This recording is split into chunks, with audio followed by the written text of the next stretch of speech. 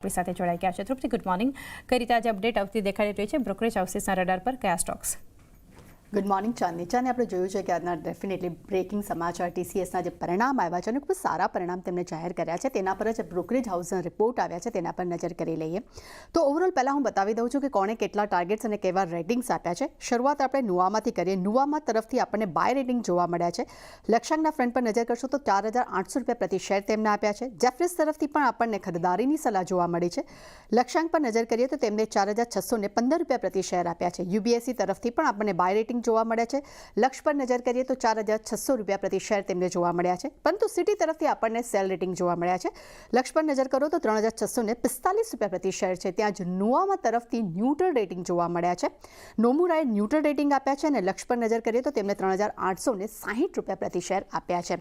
પરંતુ હવે જોઈએ કે ઓવરઓલ રિપોર્ટ શું જાહેર થયો છે. તો શરૂઆત આપણે નુવામાંથી કરશું. નુવામાં આપણે જોયું કે જેમને તેમને બાય રેટિંગ આપ્યા છે, તો એમનું માનવું છે કે Q1ના પરિણામ જે છે તે સારા આવ્યા છે અને આ એક સારું એવું ટર્ન અરાઉન્ડ છે આ વર્ષની શરૂઆત માટે, ખાસ કરીને ટીસીએસ કંપની માટે. સાથે તેમનું એ પણ કહેવું છે કે આઈટી સેક્ટર્સમાં અર્નિંગ જે છે તે ડાઉનગ્રેડનો સમય જે છે હવે પાછળ થઈ ચૂક્યો છે, એટલે કે હવે વધુ સારા પરિણામ આવવાની પણ તેઓ અપેક્ષા રાખી રહ્યા છે. સાથે તેમનું એ પણ કહેવું છે કે મજબૂત ડીલર્સથી આવક વધવાની પણ તેઓ અપેક્ષા રાખી રહ્યા છે અને લાર્જ કેપમાં ટીસીએસ તેમનો સૌથી મોટો ટોપિક્સ તે હાલમાં તેમના મતે બની રહ્યો છે.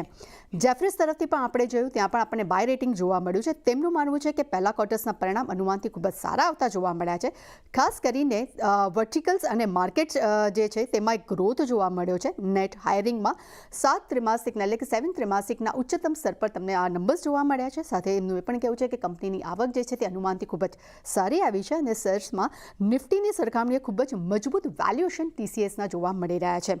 યુપીએસસી તરફથી પણ આપણે જોયું બાય રેટિંગ છે. તેમનું માનવું છે કે અનુમાનથી સારા રહ્યા છે Q1ના પરિણામ. તે સાથે જ મેનેજમેન્ટ પ્રમાણે ડિમાન્ડ્સમાં હવે ધીરે ધીરે સુધારો આવ્યો છે અને આવનારા સમયમાં ડિમાન્ડ્સ વધુ વધવાની તેઓ અપેક્ષા રાખી રહ્યા છે.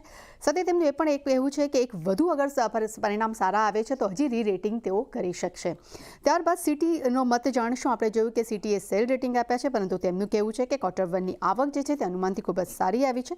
પણ સાથે તેમને એ પણ કહ્યું છે કે સ્થાનિક અને રિજનલ માર્કેટની આવકને ક્યાંક ને ક્યાંક સપોર્ટ મળતો જોવા મળ્યો છે.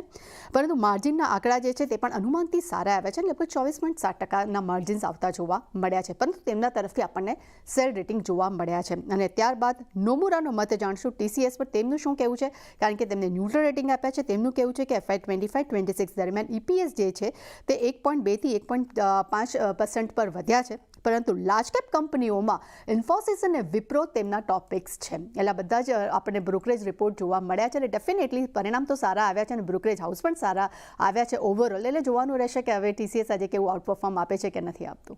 જી તૃપ્તિ, આભાર.